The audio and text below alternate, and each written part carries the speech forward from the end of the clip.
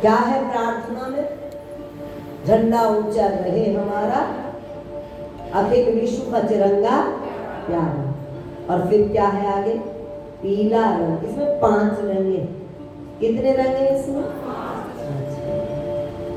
ये 5 रंग क्या कह रहे हैं? एक तो ये है कि आंख बंद करके हम पूजा करते रहे, ये तो हो जाती है अंधभक्ति। अंधभक्त भी नहीं होना, हमें इसका वैसे भी ज्ञान होना चाहिए। पीला रंग 5 तत्वों से मिलके हमारी संसार बना है। हमारा शरीर भी 5 तत्वों से बना है और ये सारा संसार भी 5 तत्वों से, कितने से बना है? 5 तत्वों। सबको याद हो जाना चाहिए आज। अभी हमारी वेद श्रद्धानंद जी कह रहे थे कि आपके पास जवाब होना चाहिए। अगर आपसे कोई पूछे नहीं बजरंगा क्या है, तो आप सब इस स्थिति में हो कि इसका जवाब दे सकें। पहली बात तो ये है कि आप बता सकें कि तपस्या के बाद गुरु जी को देवी देवताओं ने दिया। पहला तो ये। दूसरा ये जो 5 रंग है ये 5 तत्वों का प्रतीक है। यानी ये बता रहा है बजरंगा कि ये सारी सृष्टि 5 तत्वों से मिलके बनी है और इसमें जो ओम है ये आत्मा है। शरीर में आत्मा ना हो तो तत्व बेकार हो जाते हैं। हवा हवा में मिल जाती है, मिट्टी मिट्टी में मिल जाती है, 5 तत्व मर जाते हैं। कहते ना मर गया, क्योंकि आत्मा निकल, ये आत्मा रहती है। ये ओम का मतलब है आत्मा और ये 5 रंग का मतलब है 5 तत्व। हमारा जीवन, बोलो हमारा जीवन 5 तत्वों से मिलकर बना है। 5 तत्वों से मिलकर बना है। पहला तत्व है पृथ्वी। पृथ्वी जिसका रंग है पीला। जिसका रंग है पीला। अब तुम्हें लगेगा कि पृथ्वी का रंग पीला कैसे हो गया? पृथ्वी तो मिट्टी तो वैसी होती है ना। पृथ्वी में जब आप धरती में कोई बीज डालते हो ना, बीज लगता है धरती में बोने के लिए, तो जब वो निकलता है शुरू में एकदम पीला होता है, बस तुरंत हरा होता चला, लेकिन जब वो बाहर आता है तो पीला। तो इस रंग को, पृथ्वी का जो मूल रंग है वो क्या है? जब बाहर हवा लगती है तो वो हरा हो जाता है। इसलिए वायु तत्व का जो वो है वो हरा माना गया है। पीला रंग यह है भूमि तत्व है। ये भूमि, ये पीला जो है ये पृथ्वी का प्रतीक है। धौला, सफेद रंग का प्रतीक है जल। दूसरा तत्व क्या है? जल। क्या है दूसरा तत्व? याद करके जाना आज पक्का। अगर पक्का याद हो गया ना, जलेबी का स्वाद ही बढ़ जाएगा। ये सफेद रंग है जल का प्रतीक। जल देखने में दूर से जब आप उसमें देखते नीला भी लगता है, सफेद भी लगता है, पर जल कैसा होता है? जिसमें मिला दो पानी रे पानी तेरा रंग कैसा, जिसमें मिला दो लगे उस जैसा। ये सफेद रंग भी ऐसा ही होता है। इस पर झोलम चढ़ा दोगे ये वैसा ही हो जाता है। तो ये जल का प्रतीक है सफेद रंग। अब है ये लाल, अग्नि का प्रतीक। अग्नि का तो कई पता है सबको, लाल रंग होता ही है जब वो जलती है तो लाल।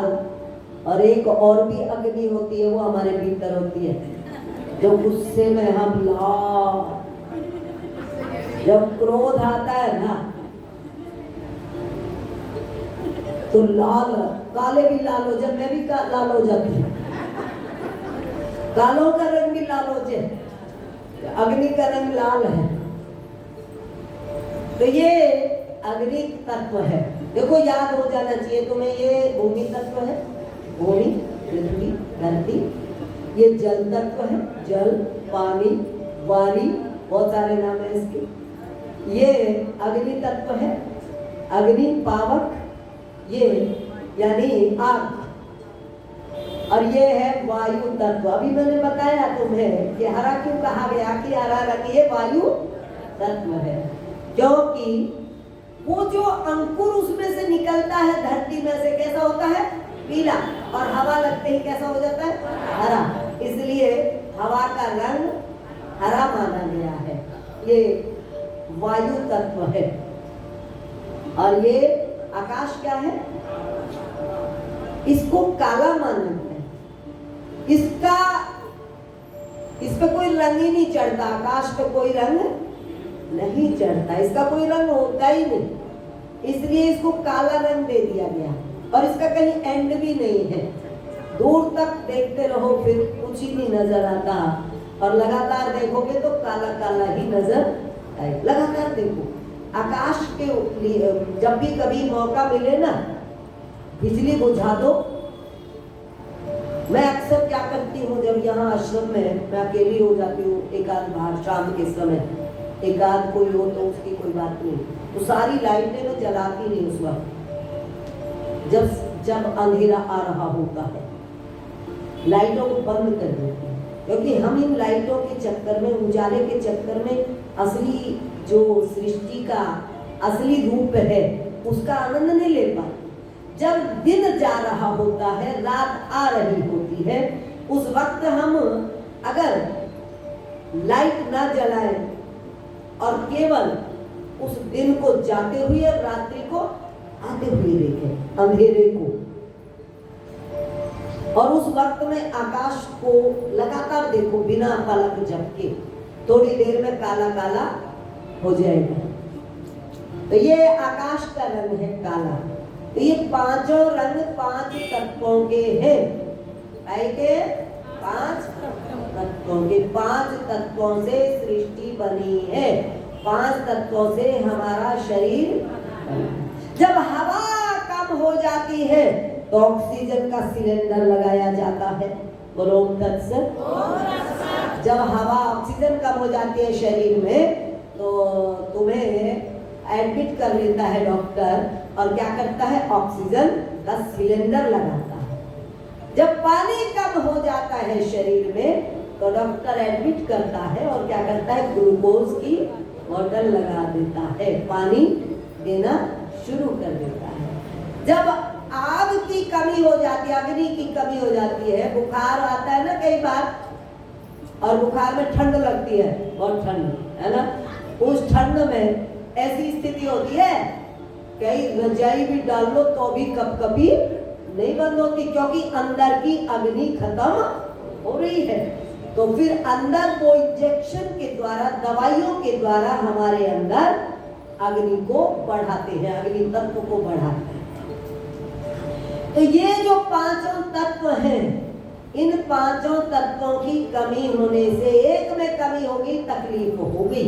हम जो बीमार है ना, हमारे अंदर दो चीजों की विशेष कमी है, एक तो जल तत्व कमजोर है हमारा, और एक कमजोर है हमारा वायु तत्व।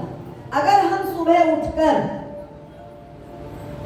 थोड़ी थोड़ी देर में 2-4 गिलास तो पानी पिए और प्राणायाम करें तो हमारा जो है स्टोर हो जाएगा, वायु का स्टोर फुल और जल का स्टोर फुल हो जाएगा। फिर जितनी दिन में जरूरत होगी उतनी वायु स्टोर में से निकलती रहेगी और उतना जल स्टोर में से बाहर आता रहेगा। इसलिए आज स्वामी रामदेव जी विश्व स्तर पर योग सिखा रहे हैं। और ऐसा नहीं कि रामदेव जी से पहले योग नहीं था, गुरु ब्रह्मानंद जी भी सिखाते थे। बहुत शुरू में पतंजलि ऋषि ने योग दर्शन लिखा, और ये प्राणायाम की, बहुत सारे ऋषियों ने ये प्राणायाम की विधियां दी, और ये भाई सही है। आज सीख के जाना, सीख के नहीं, संकल्प करके जाना। भाई सुबह को हम एक तो जल जरूर पिएंगे, 3-4 गिलास सुबह पी लो, पेट की सफाई आप ही हो जाएगी, 2-4 बार बाथरूम जाओगे, बढ़िया। और एक प्राणायाम करना है हमें, प्राणायाम। तो ये जो प्राणायाम से आप ऑक्सीजन ले जाते हैं अपने अंदर और जल से जल तत्व को बढ़ाते हैं शरीर में, तो आपकी 50% बीमारियों की संभावना खत्म हो जाती है। 50% इसलिए कह रही हूँ क्योंकि भोजन ऐसे चल रहे हैं सिस्टम। अब मैं अपने बारे में बताऊं तुम्हें, मतलब मुझे तकलीफ हो जाती है, हमें तकलीफ होती है, क्यों? क्योंकि रोटी तो हमें वही खानी पड़ेगी जो उगा रहे हैं आजकल, जो अनाज आ रहा वही तो खाना पड़ेगा, तो उस अनाज से बीमारी स्वाभाविक है। पानी से भी बीमारी बनती है। ये पांचों तत्व का शोधन जब तक शरीर में नहीं होगा तब तक बीमारी बनती रहेगी। और तुम्हें एक बात और बताऊं, मैं 1.5-2 साल बेड पे रही, अंत में योग करके ठीक हुई, योग से ठीक हुई। अस्पताल फेल, सारी नेचुरोपैथी, सारी एलोपैथी और फिजियोथेरेपी सब फेल, केवल योग था जिसने मुझे खड़ा किया।